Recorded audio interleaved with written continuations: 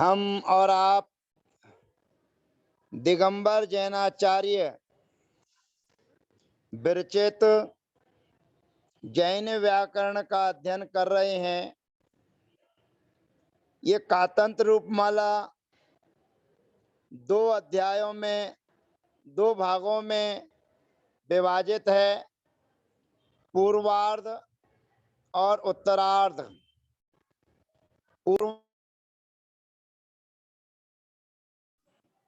पूर्वार्ध भाग में संधि, लिंग, प्रत्यय, कारक, समास और तद्धित इनकी चर्चा है। और उत्तरार्ध भाग में सार्वधातुक, असार्वधातुक और कृदंत इन 3 अध्यायों की चर्चा है। उत्तरार्ध में सार्वधातुक प्रकरण हमारा पूर्णता को प्राप्त हो चुका है। अब असार्वधातुक में सबसे पहली विभक्ति अद्यतनी, उस अद्यतनी की चर्चा हमारे बीच में चल रही है। और अद्यतनी में हमारे बीच में एक सूत्र आया है, व्यंजनादि नाम सेटा मनेद अनुबंध हिमयंत कर्ण क्षण स्वस बदाम वा।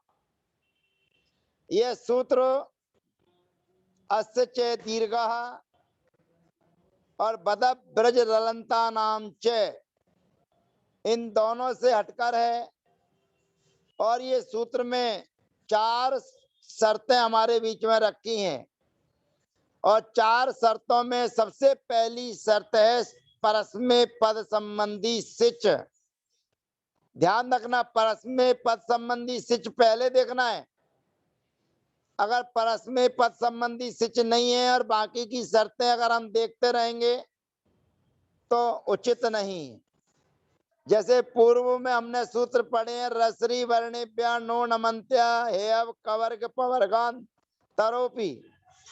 अब ये सूत्र में बहुत सारी लंबी लंबी बातें हैं, लेकिन सर्वप्रथम उस पद में जो हम कार्य करने जा रहे हैं उसमें 2 चीजें पहले देख लीजिए, रिरी रा और मूर्धन्य सकार।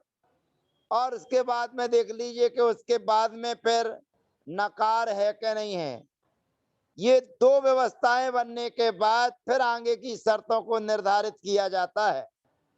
ऐसे ही व्यंजनादि नाम सेटा मनिद अनुबंध हेमयंत कर्ण क्षण स्वस्थ बदाम वा। यह सूत्र 4 शर्तों को हमारे बीच में रख रहा है। लेकिन 4 शर्तों में पहली शर्त है कि सिच परस्मै पद संबंधी होना चाहिए।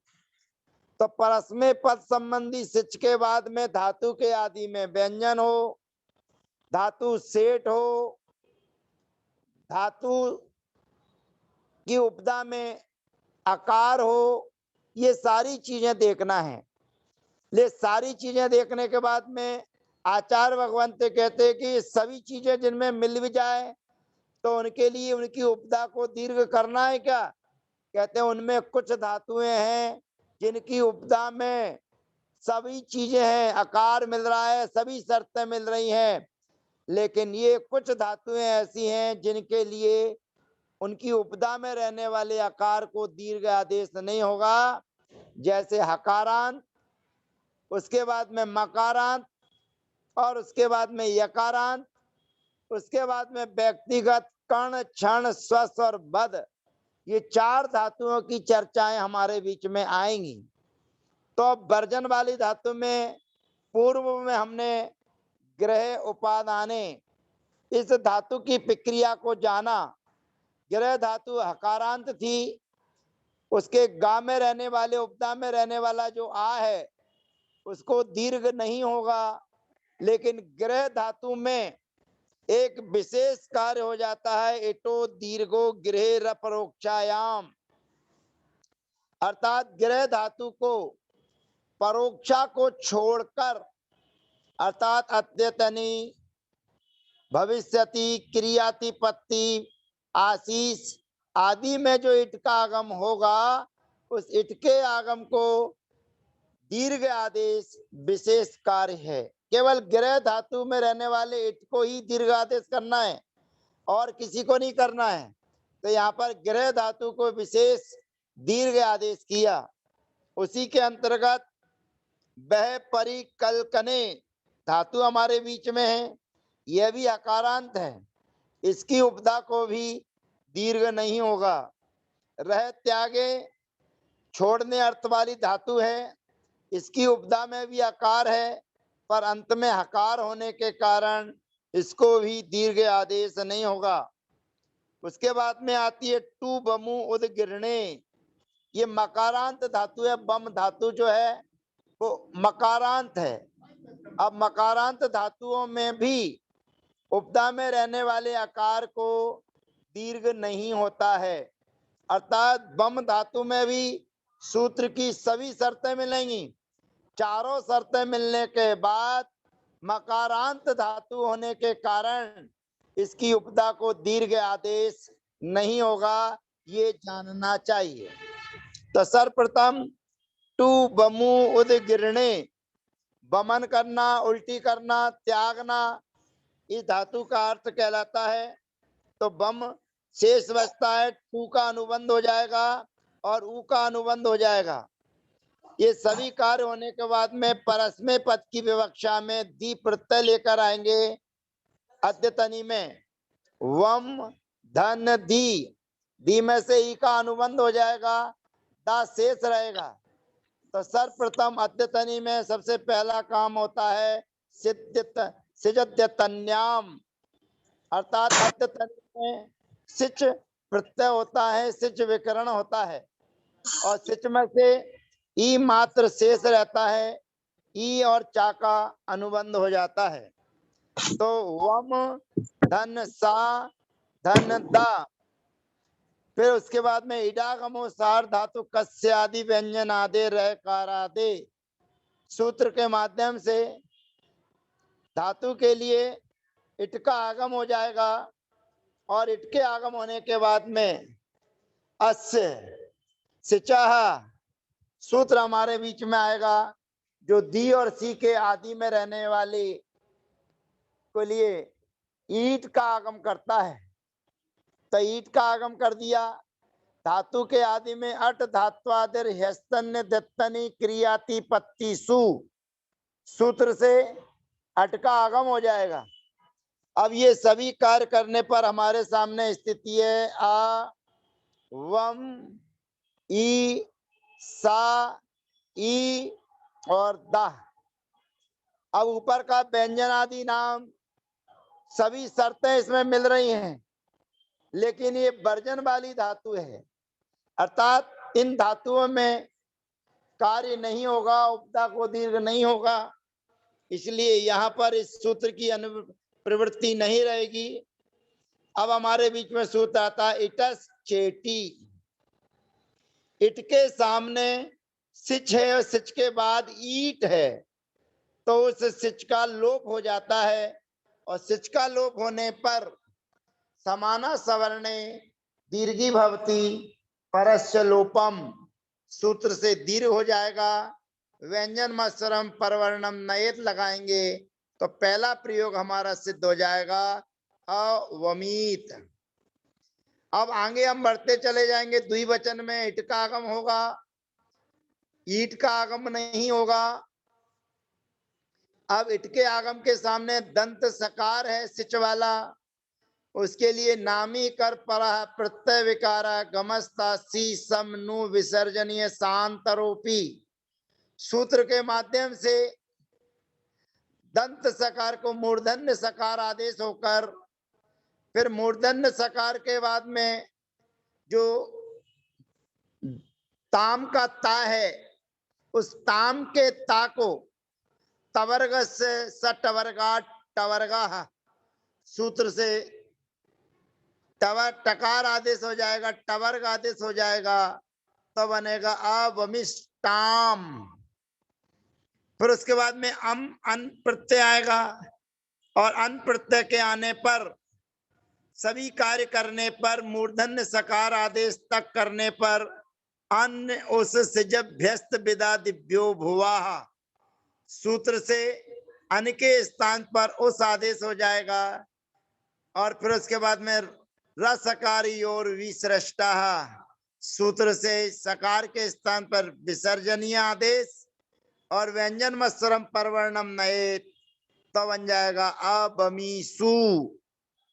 सी विभक्ति के आने पर दी विभक्ति के समान जो हमने अबमीत बनाया था वहां पर दी था, तो वहां पर पदांते दुटान प्रथमा करके दा को ता कर दिया था।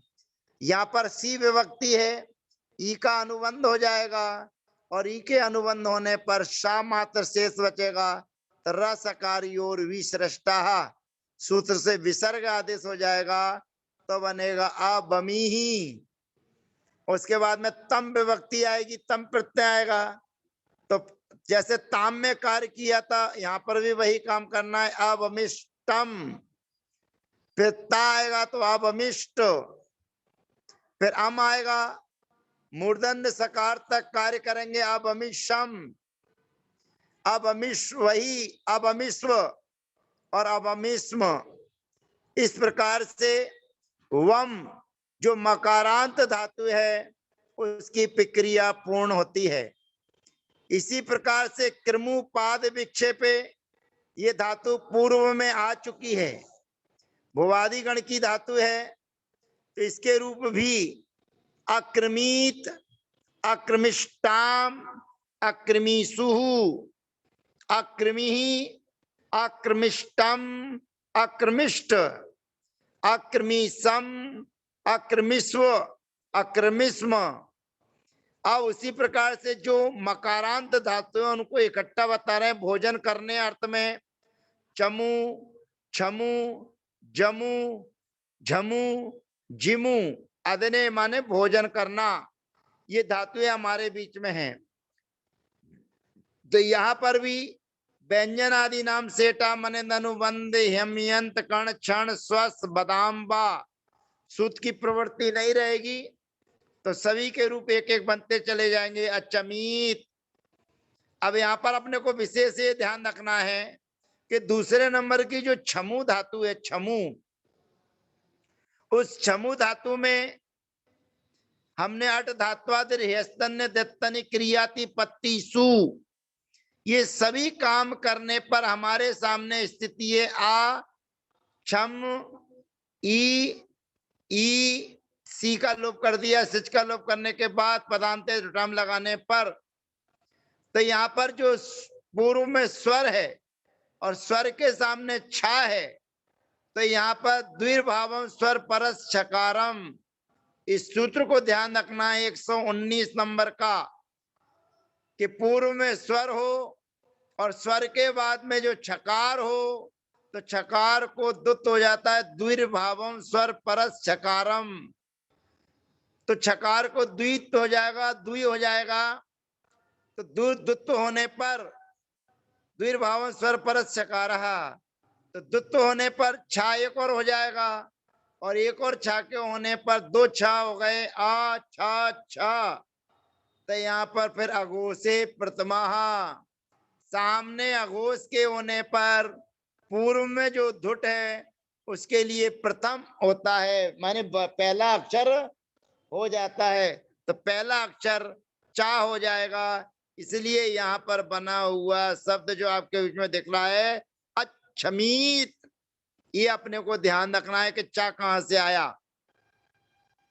तो बाकी के रूप सब चला लीजिएगा। इसी प्रकार से जम धातु का जम अजमीत, झम धातु का अझमीत, और फिर उसके बाद में जिमू धातु थी जिमू। अब जिमू धातु में से जिम बचेगा, तो ध्यान रखना इसकी उपधा में लघु नामी है, और उपधा में लघु नामी होने के कारण नामिनस चोपधाया लगऊ, नामिनस चोपधाया लगऊ, सूत्र लघु सूत्र से जो ई है उसकी उपधा में उसके लिए गुण हो जाएगा ए, तो बनेगा अजेमीत, अजय मिष्टाम, अजय मिसु, अजय मी, अजय मिष्टम, अजय मिष्ट, अजय मीसम, अजय मीस्व, अजय मिस्म, ये मकारांत धातुएं पूरी हो गई। अब उसके बाद में आया था यकारांत, हिमयंत, माने हकारांत हो गई, मकारांत हो गई। अब यकारांत यानी कि या जिनके अंत में है उन धातुओं को भी, उनकी उपदा को भी दीर्घ आदेश नहीं होता है। तो सबसे पहली धातु हमारे पास में आती है वे छय, जो आप सामान्यतः बोलचाल की भाषा में आय और वे, आय माने आना, इणगतौ धातु से बनता है आय, इणगतौ धातु से उपसर्ग लगा के बनता है, जैसे गच्छति माने जाना, आगच्छति माने आना, ऐसे ही इणगतु धातु में आ उपसर्ग लगा हुआ है तो आय माने आना। और यही वे धातु है जो क्षय माने नष्ट होना, वे माने नष्ट होना, उत्पाद वे ध्रुवयुक्तम सत। जैन दर्शन का मूल सिद्धांत है कि वस्तु और पदार्थ उत्पन्न होता है, वे को प्राप्त होता है और क्षय और ध्रुव रूप बना रहता है। तो जो वय है उसके लिए यही धातु है वय क्षय। ये ध्यान रखना चाहिए, विशेष जो शब्द हमारे बीच में आते हैं उनकी धातुएं हमें स्मरण में रहना चाहिए। तो सामान्य बोलचाल की भाषा में कितना व्यय हो गया, ये व्यय कितना हो गया, कितना व्यय हुआ, कितना व्यय आएगा, तो ये सब धातु है मूल में व्यय क्षय, क्षय होना, नष्ट होना। अब सभी शर्तें इसमें हैं। उप धातु के आदि में व्यंजन है, उपदा में आकार है, सेठ धातु है, सिच परस्मै पद संबंधी है। सभी चीजें होने पर इसकी उपदा को दीर्घ नहीं होगा क्योंकि ये अकारांत धातु है। तो वे क्षय, तो क्या बनेगा, अव्ययित, अवैष्टाम, अवैसु, अव्ययी, अव्ययिष्टम, अव्ययिष्ट, अव्ययिसम, अव्ययिष्व, अवैष्म। आगे और जो यकारांत धातुएं हमारे बीच वै, मैं, पै, तय, चे, रे, ने, सभी धातुएं गत्यर्थ माने अर्थ वाली धातुएं हैं, इसीलिए एक साथ सबको गिना दिया गया है। ये सभी धातु गत्यर्थक हैं और या अंत वाली धातुएं हैं। अब या अंत वाली धातु है ये तो ठीक है, लेकिन देखिए सबसे पहले आयित बनाया है। थोड़ा सा नीचे उतर के देखिए कि जो धातु की प्रारंभ हुआ उन धातुओं को एक नजर और डाल लीजिए कि यहाँ पर आयित बनाया है, उसमें कौन सी धातु है। थोड़ा सा नीचे खिसक रहे हैं और ऊपर जो एक लाइन हमारी थी उन एक लाइन पर और अवलोकन कर लें कि धातु प्रारंभ कहाँ से हो रही है। तो धातु प्रारंभ में सबसे पहले अय लिखा हुआ है, अय। अब अय बनने पर यहाँ पर जो आयित बना हुआ है, ध्यान रखना यहाँ पर धातु के आदि में व्यंजन नहीं है, ये ध्यान रखना, डबल चीजें हैं। एक तो धातु के आदि में व्यंजन नहीं है और दूसरे नंबर पर यकारांत धातु है। सब कुछ होने के बाद में भी आयित कैसे बना, तो चलते हैं हम। यहाँ पर अटका आगम नहीं होगा, अवर्णस्य कारा, उस सूत्र से दीर्घ आदेश हुआ है, ना कि व्यंजन आदि नाम सेटा मने धनुबंध यम्यंत क्षण स्वस बदाम वा, उस सूत्र से नहीं, अवर्णस्य कारा। तो चलते हैं हम, आयित बनाते हैं, आयित। अब यकारांत धातु में हमारे बीच में अय गतौ, ये भी जाने अर्थ में ध्यान रखना, अय गतौ। अय गतो धातु से भी आय आएगा, ध्यान रखना। अय माने जाना, और आ उपसर्ग लगा दो तो आना, जो आता है उसको बोलते हैं आय। उस आय के लिए जो आय धातु आ गई स्वतंत्र गति अर्थ में आ उपसर्ग पूर्वक, तो आज आय भी हो रही है आपको और व्यय भी हो रहा है।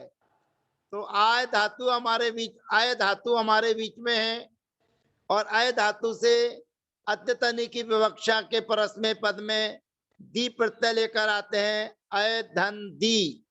सर्वप्रथम सिजद्य तन्याम सूत्र से सिच प्रत्यय, इडागमो सार धातु कस्यादि व्यंजनादे रहकारादे सूत्र से इट का आगम और इट के आगम होने के बाद सिचा सूत्र से ईट का आगम, इटस चेटी सूत्र से सिच का लोप और समाना सवर्णे दीर्घी भवती परस्य लोपम से दीर्घ आदेश, पदांते तुटाम प्रथमा सूत्र से दा के स्थान पर ता आदेश होकर स्थिति है आ या ई ता, ये हमारे सामने स्थिति है। अब सर्वप्रथम ये अद्यतनी का प्रयोग चल रहा है, तो अद्यतनी के प्रयोग में सबसे पहला सूत्र प्राप्त होता है इडागमो सार अट धात्वादिर ह्यस्तन्य दत्तनि क्रियाति पत्तिसु। धातु के आदि में अट का आगम होता है, तो अट के आगम की प्राप्ति होने पर सूत्र आता है स्वरादि नाम वृद्धि राधौ। जिन धातुओं के आदि में स्वर होता है वहां पर वृद्धि होती है। तो यहाँ पर आय धातु है, आ है धातु के आदि में, इसलिए इसको वृद्धि करना चाहिए। लेकिन वृद्धि क्या करना चाहिए, तो आचार्य भगवंत फिर आगे कहते हैं अवर्णस्याकारा, कहते ज्यादा चक्कर में मत पड़ो, इसको दीर्घ कर दो। धातु के आदि में अवर्ण से, धातु के आदि में यदि अवर्ण हो तो उसके लिए दीर्घ आदेश हो जाता है। तो दीर्घ जो आ था उसको आ हो जाएगा। यहाँ पर जो दीर्घ आपको आ दिख रहा है वो अवर्णस्याकारा से दीर्घ है, न कि व्यंजनादि नाम सेटा मने धनुबंध हेमयंत कण, हेमयंत कण क्षण स्वस्थ बदाम वा, इस सूत्र से दीर्घ नहीं हुआ। ऐसी गलत फहमी में मत चले जाना। तो इस प्रकार से आईत, आइष्टाम, आईसु, आई, आइष्टम, आइष्ट, आईसम, आईस्व, आईस्म, ये प्रयोग हमारे सिद्ध हो जाते हैं। इसी प्रकार से अवैत, फिर अमयित, अपयित, अतयित, अचयित, अरयित, अनयित, अनयित, अनयिष्टाम, अनयिसु। इस प्रकार से यकारांत धातु की पूर्णता हो जाती है। अब जिन व्यक्तिगत धातुओं की चर्चा की थी, कण, निमीलने, आंखों को नीचे ऊपर करना, क्षण क्षुण हिंसायाम, हिंसा करने अर्थ में क्षण धातु, और उसके बाद में स्वस्थ प्राणने, ये पुरानी धातु है, अद्यतनी में आ चुकी है। रुदादि में 5 धातुओं में स्वस्थ धातु थी, तो प्राणने माने छोड़ना। और उसके बाद में अंतिम थी बद, तो बद धातु में मूलता हन हिंसायाम धातु है, तो हनु को हिंसायाम, उसके लिए अद्यतन्याम एक सूत्र है, उस अद्यतन्याम सूत्र से हन के स्थान पर बद आदेश हो जाता है। बस ये चीज ध्यान रखना, बद धातु स्वतंत्र रूप से कोई बद धातु नहीं है। हन के स्थान पर जो बद आदेश हो जाता है उसके प्रयोग चलेंगे। तो जो बद हम कहते हैं ना, बद कर दिया माने मार दिया, तो माने बद माने हन हिंसा गत्यो धातु से बद धातु बन आदेश हो जाता है। वही विचलन हमारे बीच में चलता है, चल रहा है कि किसी का बद हो गया, अर्थात हन हिंसा गत्यो, हन धातु थी मूल में, किसी की हिंसा हो गई। तो हन धातु का गति अर्थ भी है और हिंसा अर्थ भी है, लेकिन प्रचलित अर्थ हिंसा करना है, इसलिए वो हिंसा अर्थ में ही चलती है। तो इस प्रकार से आज हमने हकारांत, मकारांत और यकारांत धातुओं की तीसरी हो गई है। अब कल अगले सत्र में कण धातु की चर्चा करेंगे, क्षण धातु की चर्चा करेंगे, स्वस्थ धातु की चर्चा करेंगे और उसके बाद अंत में हनु हिंसा गत्यो, जिसके स्थान पर हन के स्थान पर वद आदेश होता है, उस धातु की चर्चा करके व्यंजन आदि नाम सेटा मन धनुबंध हेमयंत कण क्षण स्वस्थ बदाम्बा सूत्र को जय जनेन्द्र कहेंगे। और उस सूत्र की फिर अन्य सूत्र धातुओं में शर्तें मिलती रहेंगी, तो हम विकल्प से उपदा को दीर्घ करते हुए आगे बढ़ते चले जाएंगे। व्यंजन आदि नाम सेटा मन अनुबंध हेमयंत कण क्षण स्वस्थ बदाम्बा सूत्र बहुत हमारा साथ देगा। जहां तक हम जाएंगे वहां तक वो हमारा साथ देता रहेगा। इसलिए उस सूत्र को एक बार अपने कंठ में धारण कर लीजिए और वह सूत्र आपके कंठ में जब आ जाएगा तो आपके गले की शोभा, अंतरंग जो शोभा है वह वृद्धि को प्राप्त होती रहेगी। तो शेष चर्चाएं अगले सत्र में। तब तक के लिए जय जनेन्द्र, वंदना, सबका यथा योग अभिवादन।